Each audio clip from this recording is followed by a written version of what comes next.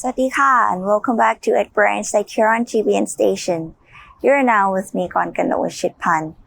Let us start with a news update about the Buddhist statues in Longman Grottoes, China, followed by the Interfaith Library in Central Victoria, Australia, a week-long international festival in India, a New Zealand Buddhist community in Ohio, and lastly, a recent bhikkhuni ordination ceremony in Bhutan. Archaeologists have found silver and gold elements and colored glass on Buddhist statues at the Longman Grottoes, a UNESCO World Heritage Site in central China's Henan province. The findings, among other scientific and archaeological achievements, have been made since a reinforcement and protection project of the Fengxiansi Cave of Longman Grottoes was launched in December 2021. The Longman Grottoes Research Institute. Based on advanced technologies, archaeologists found gold and silver elements on the face of Vairocana Buddha, a giant statue that was built in the Tang Dynasty. On the body surface of the giant Buddha, archaeologists also found the remains of green, red, black and other color pigments, indicating that the statue was probably wearing colorful clothes at that time.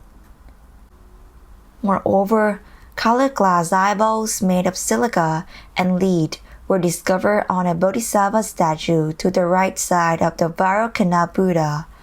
The eyeballs are arc-shaped and about 0.5 centimeters in thickness. The glass showed dark green after cleaning, which was rare during the Tang Dynasty, said Ma Xiaolong, an official of the institute.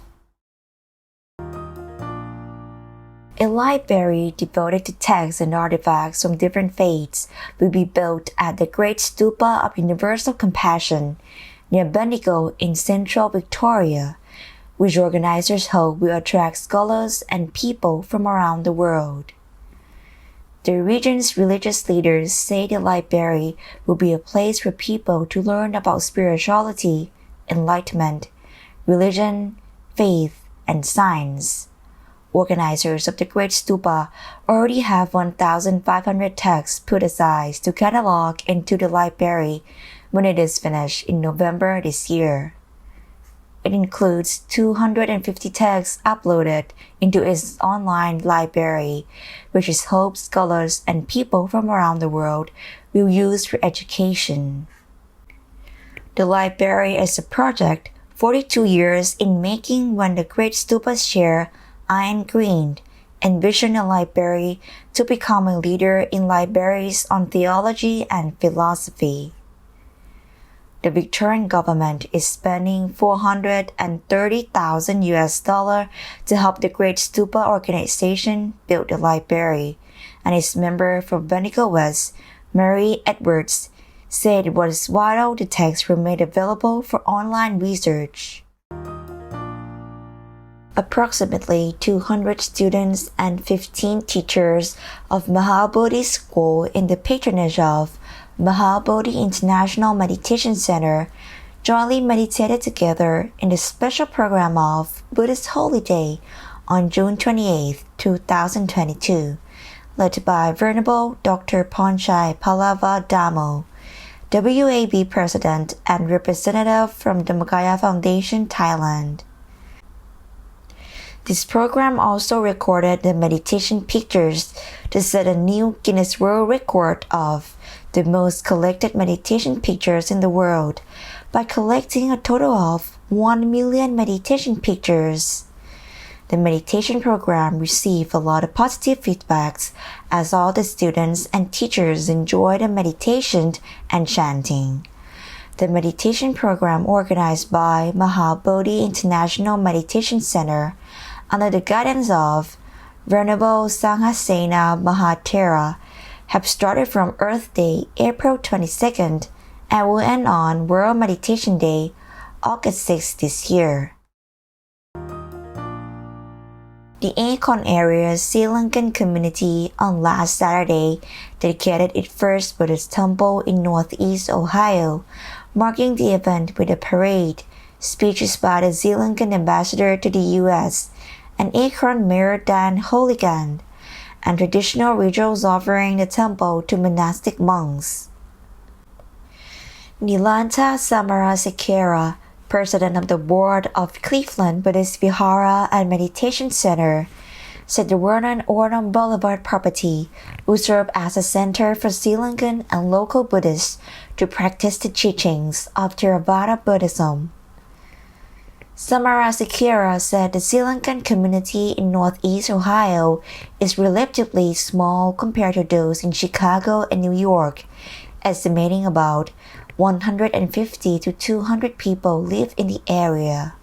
The temple, he said, will be open to anyone interested in practicing or learning about the principles of Buddhism, but is especially significant to his community.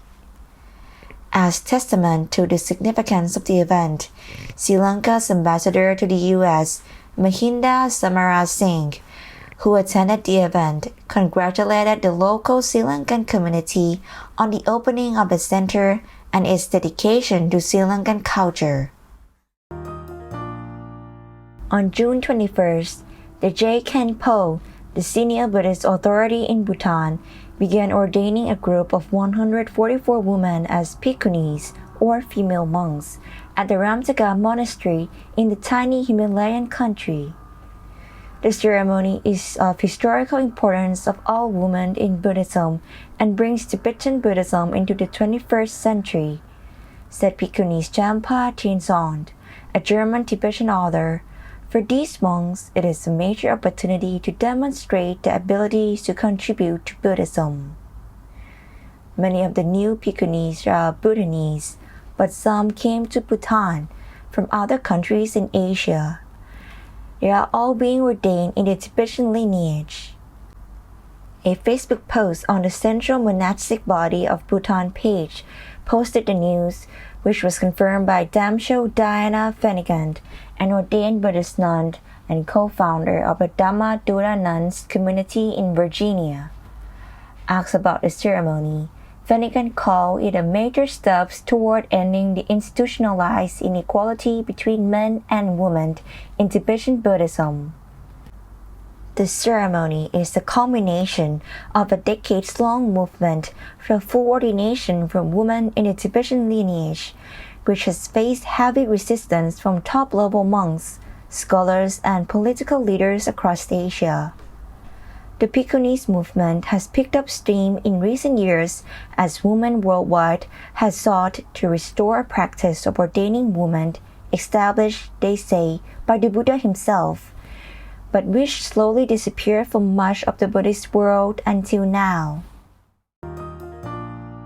Today, we have an amazing benefit about meditation that is surprisingly hard to believe.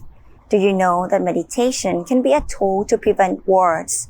Let us learn about meditation with the teaching monk together. There are times when people ask questions. Can meditation stop wars? Well, meditation is not about creating psychic power that will remotely end conflicts in distant countries. I'm sorry to say that it's impossible that your one good meditation will end wars somewhere else. However, hear me out. I still believe that meditation can stop war.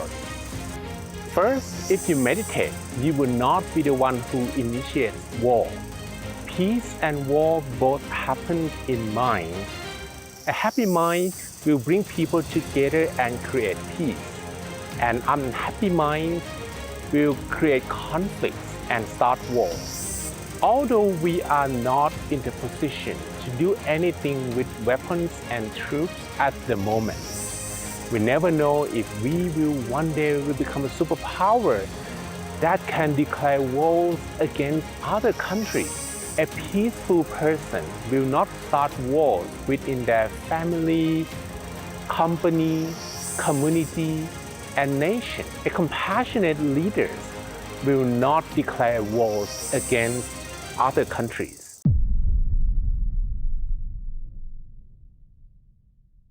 When as many people meditate, the number of people who are likely to initiate war will decrease. We should meditate because we never knew if one day we would become those who would terrorize other people. A clear mind has a better understanding of consequences. War's effects do not just end when people stop fighting. The consequences a war will leave behind will become bad dreams for many people involved. It's not about winning or losing. It's not about saving someone's face, but the war's damages will hurt everybody and the world. People don't care about these consequences when their mind is full of darkness. They can't see things clearly when there is no light. What about an ongoing war?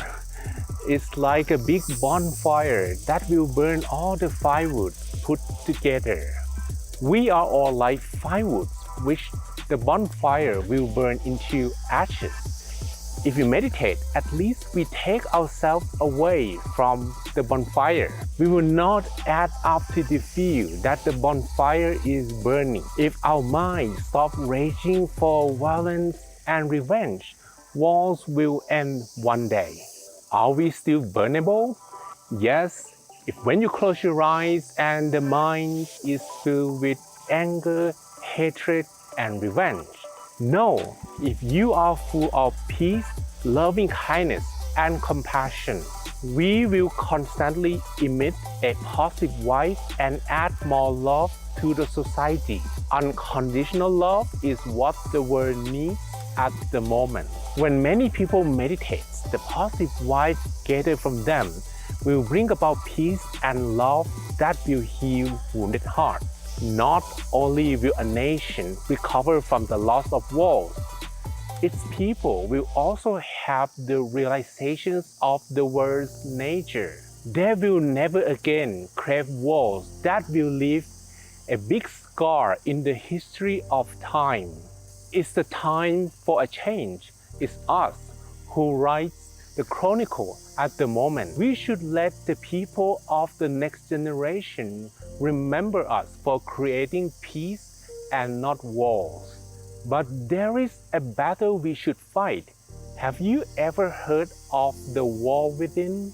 We are on a battlefield fighting mental viruses. There are no casualties, loss, or fear from the fighting. When we close our eyes and meditate, we fight this inner battle. The stillness of the mind is the weapon for the fight. Winning the internal war will also not result in hatred and revenge. It's the victory that will never lead to any defeat. We will be happier after each fight. As the Lord Buddha says, the greatest victory is the one over oneself. Let's meditate and win this internal war. Let's peace begin with us all.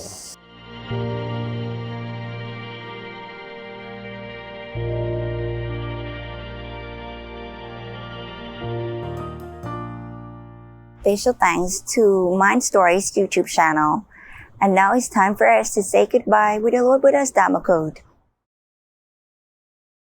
So this spiritual life, monks, does not have gained honor and renown for its benefit, or the attainment of moral discipline for its benefit, or the attainment of concentration for its benefit, or knowledge and vision for its benefit.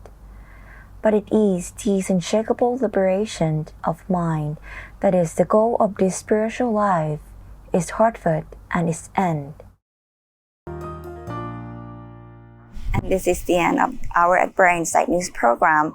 And please make sure to check out all episodes of our At Prayer Insight News program on our website, gbnus.com. Thank you for joining us. Have a wonderful week. สวัสดีค่ะ